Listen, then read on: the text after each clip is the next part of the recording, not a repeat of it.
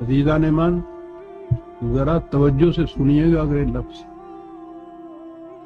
कि ये सारा कुछ तुम क्यों चाहते हो ऐसा करना, क्यों इसका मुतालबा करते हो, क्यों ये रवश अख्तियार करते हो, काहे के लिए ये करते हो। वताजअलूना रिज़्क़कुम, रोटी कमाने का जरिया बना लिया हुआ तुमने। उफ, बड़ी दुखती हुई रग पकड़ी थी। सारा धंधा ये मार,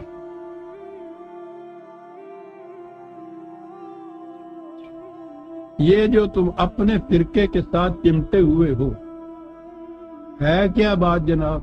उस मोहल्ले के अंदर एक मस्जिद, उस मस्जिद के अंदर फलां हनफी किस्म के इमाम वो इमामत करा रहे हैं था। दूसरे अकीदे का कोई आ गया, इन्हीं के यहाँ का बरेलवी हनफी वो आ गया। अब वो उस मस्जिद के अंदर तो वो बैठा हुआ है, उसकी किस्म की नमाज पढ़ाई जा रही है। ये क्या करे। तालीम ये दी जाती है 9-10 साल अजीज़ान ईमान इन तालिब इल्मों के, इन दारुल उलूमों के अंदर बस 9-10 साल। उसके बाद जब ये बाहर निकलती है तो ये तो छोड़िए कि दीन का वो होता है या नहीं, क्योंकि कुरान तो उस निसाब में है नहीं ना। एक वक्त की रोटी कमाने का भी ढंग नहीं आता थी। ये कोई तंज़ो मजाक की बात नहीं मैं कह रहा, जिंदगी की एक अमली हकीकत है।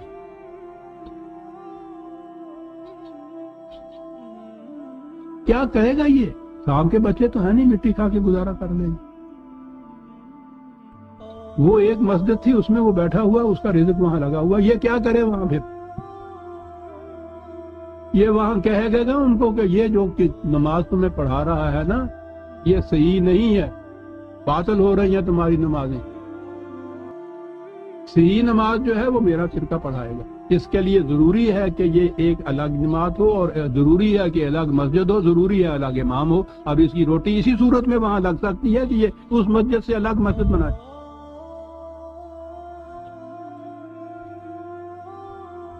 आपने कभी गौर किया कि जब पाकिस्तान बना है तो इस खित्ते के अंदर इतना ही जो अब पाकिस्तान है, इसमें कितनी मसाजिद, कितने दारुल उलूम, कितने मकातिब थे, जरा गिन के देखो तो।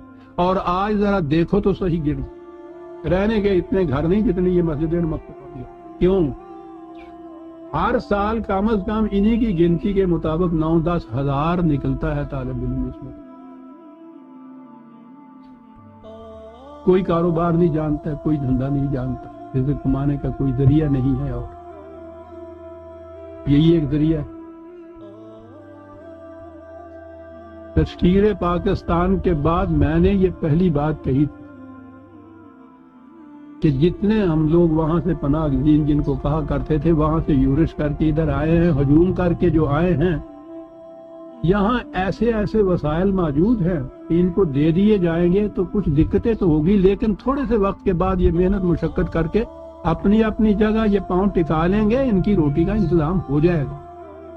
मैंने कहा था एक गुरु ऐसा है जिसके लिए ये मुमकिन नहीं, और वो है ये उलमा हजरात का गुरु। यहाँ जो आए हैं तो जितनी मसाजिद हैं उनमें तो पहले से मौजूद है आइम्मा खतीब, वो तो आप किसी को दे नहीं सकते।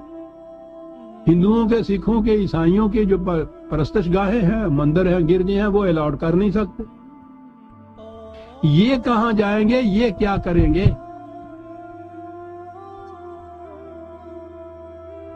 मैंने ये तजवीज़ की कि इनके लिए बाइज्जत रोटी का इंतजाम कीजिए, और आइंदा के लिए निजी तौर पर ये जो कुछ बन के निकलते हैं इसको खत्म कर दीजिए, वरना मुस्तकिल मुसीबत रहेगी इक्तिसादी तौर पे भी आपके यहाँ, और इक्तिसादी नहीं होगी, ये सियासी मुश्किल होगी। मैंने ये आके यहाँ ये चीज कही थी, कौन सुनता? आज अंदाजा लगा लीजिए, सबसे बड़ी प्रॉब्लम ये है आपके लिए।